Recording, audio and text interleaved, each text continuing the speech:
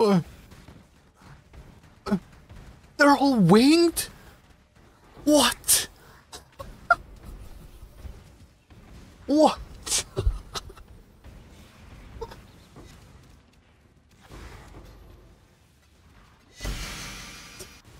I don't see a single guild.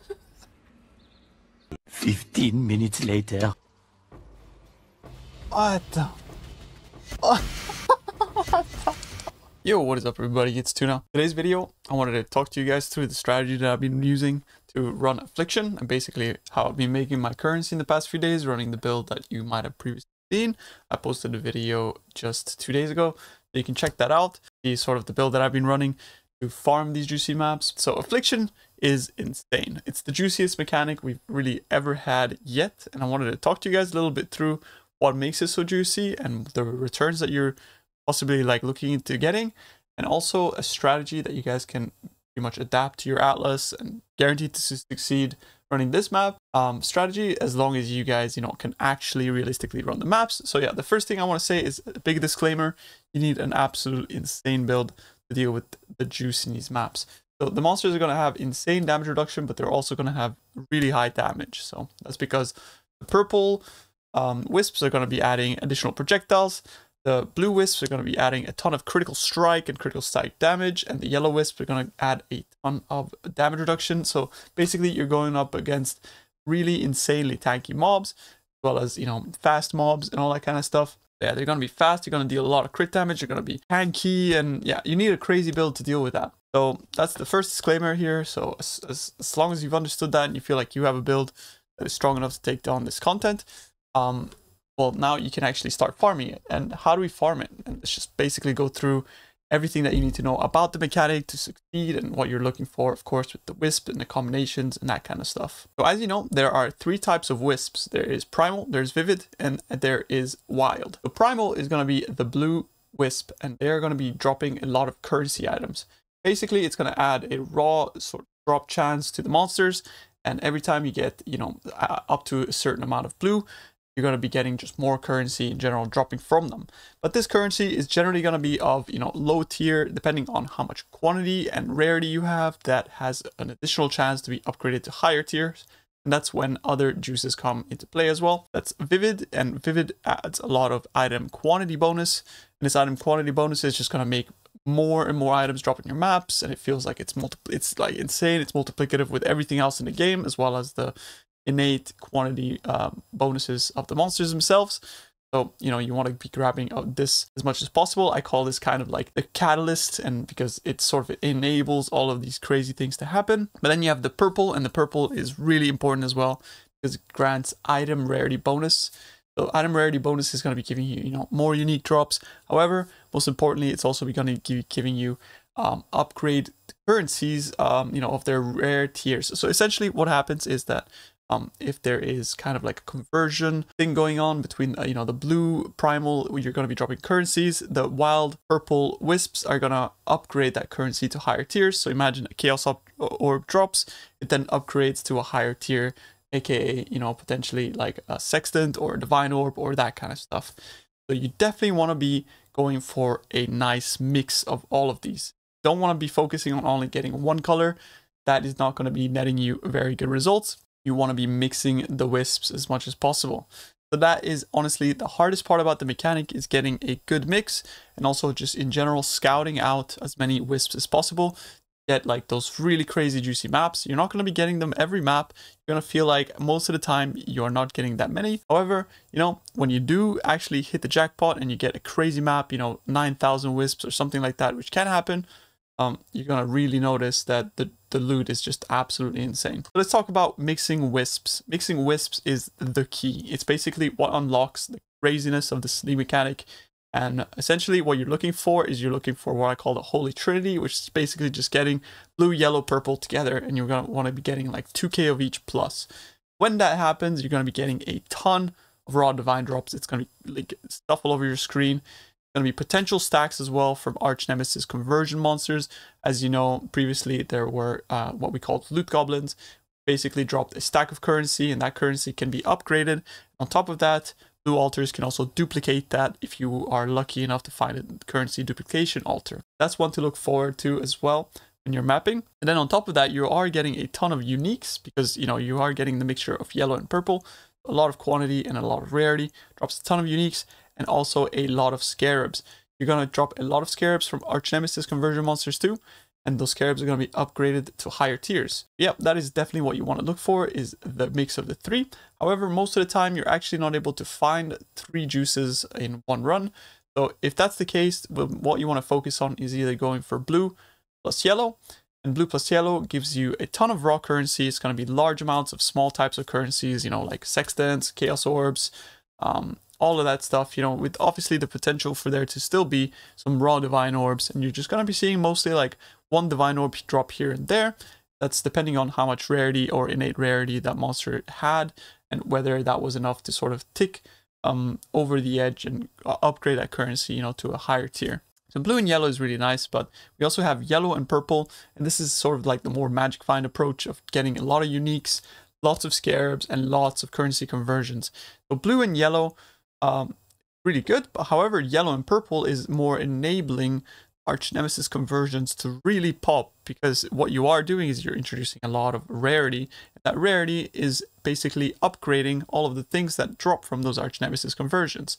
So the thing here that you really want is to have as many rare monsters as possible, so that you do eventually roll that monster that has all that crazy potential loot, you know, which is all the currency, the scarabs, and also, of course, going to be a lot of fractured items and all that kind of stuff, and you need to hide those. Or not all of them, of course, but like a lot of them. We'll talk about filters a little later. In general, in one run, you're going to want to try to get up to, you know, look for 2 to 3k of one wisp type, and then look for other colors. You're going to think like, oh, yo, that's crazy, 2 to 3k, I never get that much. But when you actually are juicing your maps and you're getting a bunch of pack size into them, you're going to notice that, you know, once you do find one of those like events where you're entering and, you know, there's like those devourers or whatever, you kill them, you're going to get a ton from that event itself. It's like 2k juice just from killing that event. However, there are of course going to be runs that you don't get those events, and that kind of sucks, but generally you're going to want to look for 2 to 3k and then move on to another wisp type and, you know, try to follow that trail and find another event. If you are to find 2 events in one run of different color types, that's how you get these crazy maps. I've got some screenshots to show you guys here of just crazy stuff that happened over the last 2 days for me as I've been farming this strategy. This was a map that had 4k blue, 2k yellow, and 3k purple, which is, you know, the Holy Trinity. And this is what happened when I popped an Abyss. I just got a crazy, you know, currency goblin drop.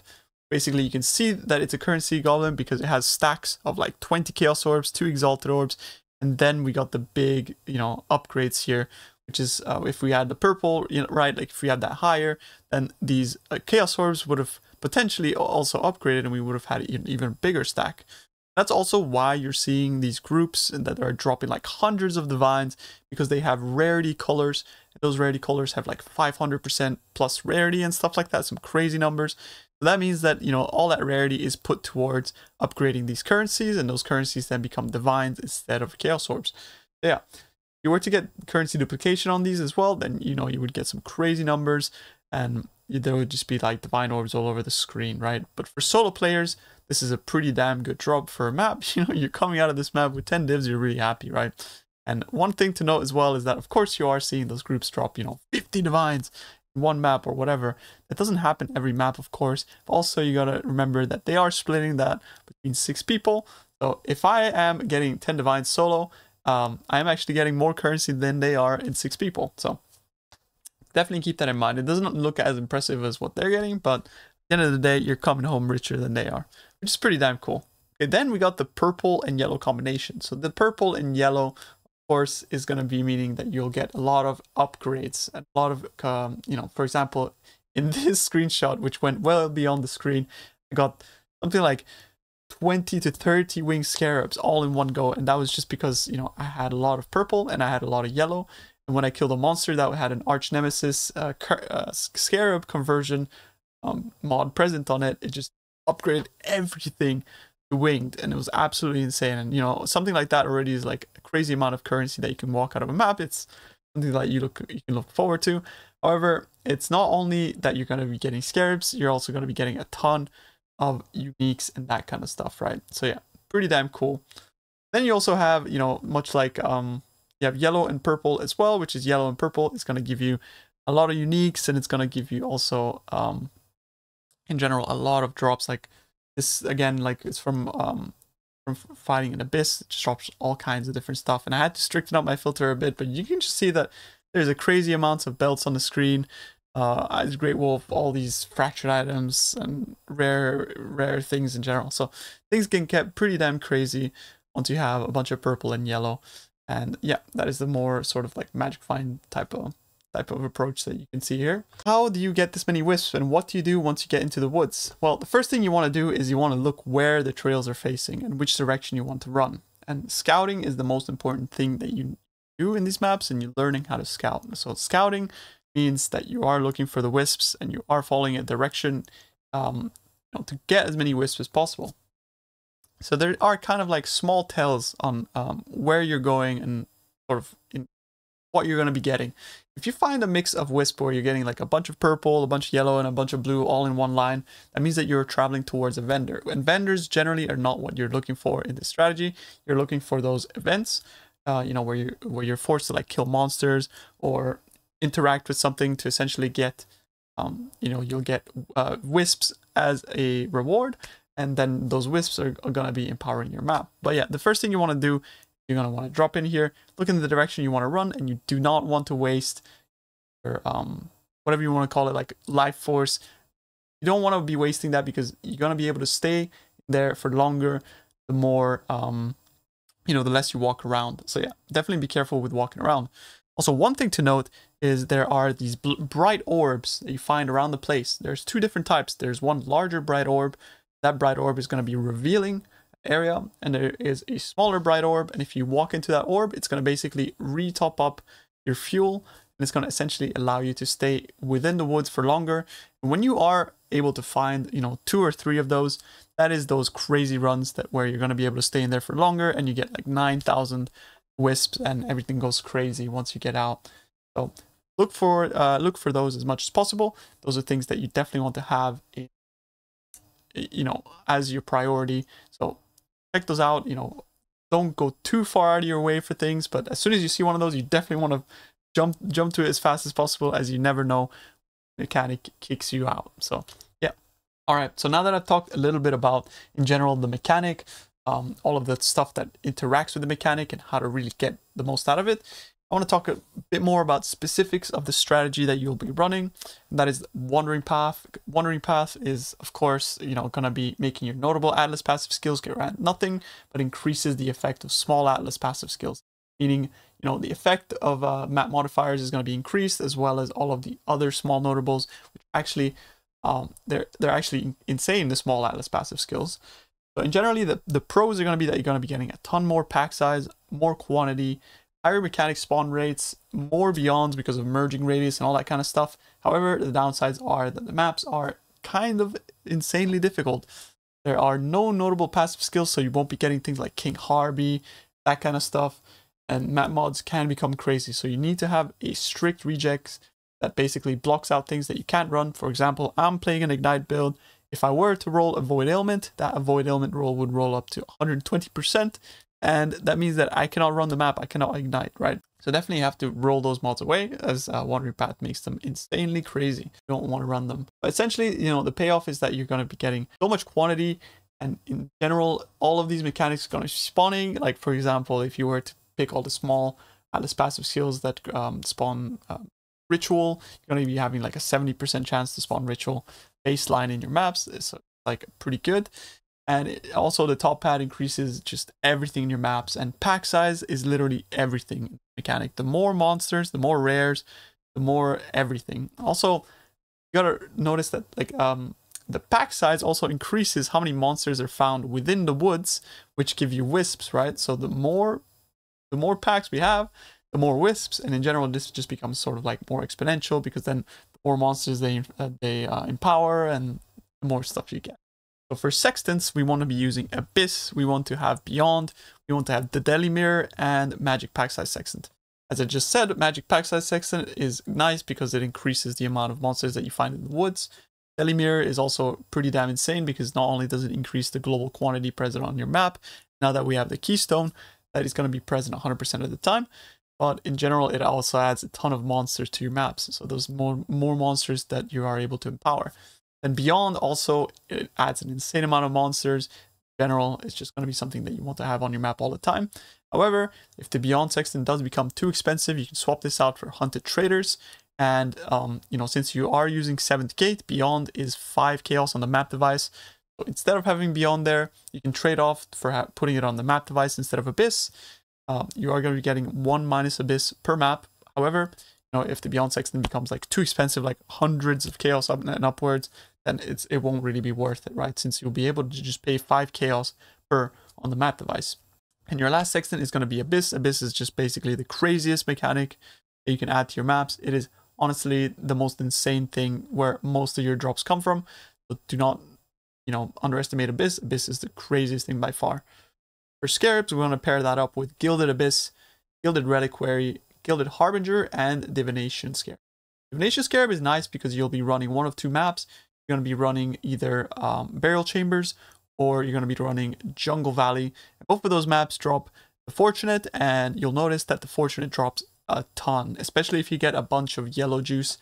You know, the Fortunate drops so often.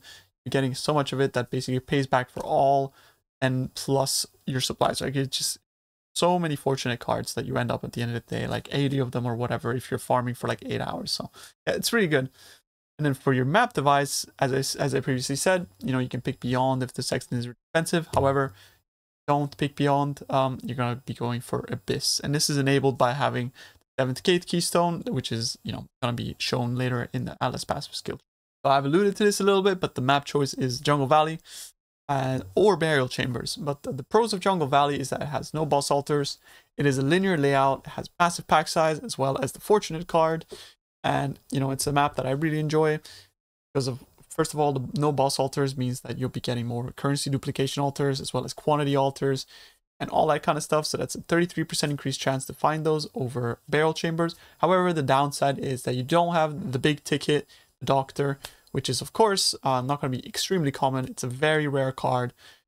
Going to be mostly making more money out of Fortunates than the Doctor if you're farming Burial. However, you know, it's just extra profit that you're getting out of Burial Chambers. It's just totally up to you in this situation, which one you prefer running. You don't have to feel bad about choosing Jungle Valley and missing out on the Doctors, because I think you do gain equal amount of efficiency by running the map that you prefer, or, you know, if it's better for your build or whatever. But these 2 maps are far and beyond better than most other maps. You do not want to be running Crimson Temple because Crimson Temple just completely bugs out Abyss. You know, I tried it for a few hours. It's not good. Don't run Crimson Temples. All right, so for rolling maps, a bunch of tips and tricks I can give you is, of course, you need to roll mods that you can run. So that depends on your build, of course. I can't tell you what you should and shouldn't run, but yeah, that really depends on your build here. So like if you can run Reflect, roll that off. If you cannot roll Void Ignite or no regen or that kind of stuff, you know, put that in your rejects and you can go to PoE.re, which is a website where you can make your own rejects. This essentially is like a string of code, copy, and you can paste it into your search bar in Path of Exile. That is basically going to filter out specific modifiers that you do want or don't want in your maps. And yeah, of course, that's going to be independent to whatever build you're running. So, you know, you're going to have to do that one yourself. But I do think that you should be rolling for these 2 mods. That is, monsters fire 2 additional projectiles. I'll talk a little bit about that later. And percent increased number of rare monsters. So you either want to have, you know, either or of these modifiers. You don't have to look for both of them together, as this is going to be very expensive to roll for. However, getting either or of these modifiers is going to give you the best results.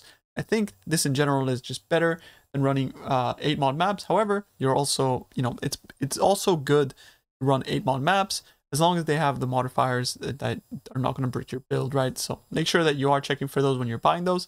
It's either you go for this strategy where you roll for specific modifiers or you buy 8 mod maps. However, I've been, you know, running maps with these specific modifiers specifically because I think Abyss is insane with 2 additional projectiles, as, you know, does some very crazy stuff. So yeah, why 2 projectiles?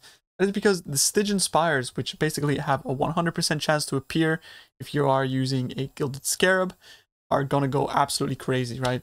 You can see on this screenshot, you see all these like little dots, which is usually what you'd think is an Abyss. when the Stygian Spire spawned, like it spawned here in the middle, and what it does is it's gonna spit out these like projectile type things that hit the ground and create an abyss, and all of these monsters are gonna pour out of them.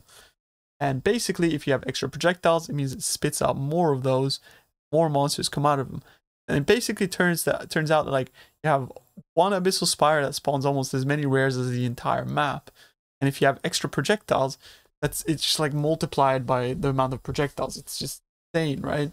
And on top of that, purple wisps also add a ton of extra projectiles to these abyssal spires, so it gets really insane. You grab a bunch of purple and you have additional projectiles. It's pretty wild, right?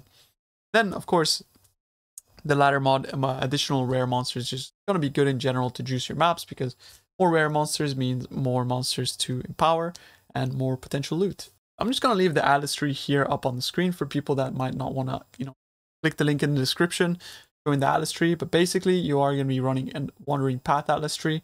This is the pathing that we'll take. We'll just go all the way around. We'll take all of the abyss nodes, blue altars, and go all the way left for abyss. Link is going to be in the description for you guys that have a PC handy or something like that. And then you're going to be running blue altars, abyss on the device, your 4 sextants, as well as your 4 gilded scarabs. So basically, the profit rundown is yes, you're making insane money. I ran this strat so far for 3 days, and I didn't exactly count everything that I got, but a rough estimate is that I made 400 divines profit. I bought myself a headhunter, dropped 1 raw mage blood. I had like extra hundreds of divines. I bought a bunch of items and all this kind of stuff. So in 3 days, I did 3 8-hour sessions, and yeah, 400 divines, 1 mage blood, and a lot of fun. Juicing is finally back, boys, and it's insane. It's the juiciest, most craziest league that we've ever had. It's like 3 times what we had in Scourge. Magic Find is insane. And if you want to know about a crazy Magic Find build, or the build that I've been running, you look at the video that I posted 2 days ago. It's been a lot of fun. And yeah, that pretty much sums up the strategy. And hopefully this has given you more insight on how you can further take your experience in the league and juice these maps to the extreme. How you can also make crazy amounts of money. And yeah, I mean, honestly, the build that I've been running has been not only just really a lot of fun, also it was sort of like a very low barrier to entry into making these maps possible for me, since it doesn't require an insane amount of gear in comparison to what I think the minimum requirement for, like, for example, a tornado shot character would be headhunter and a fizzbow. You mostly just need some fulcrum, a couple of charms, and yeah, so instead of paying for like 150 divines at the very minimum, you're going to be able to pick it up off the ground from like 40 to 80 divines, right? So yeah, that pretty much sums up the video, guys. I really hope you have enjoyed it, and if you enjoyed it, let me know. Also, I want to know, what is the craziest drop that you guys have gotten if you are farming this strategy. Hopefully you've learned something from this video. If I have missed something, please let me know in the comments. I'm always open to like learning more about the strategy. If you guys have some crazy strategies that you've been running, also please do let me know. I read every comment. And yeah, I hope you guys have had a good day. I love you all. Peace out.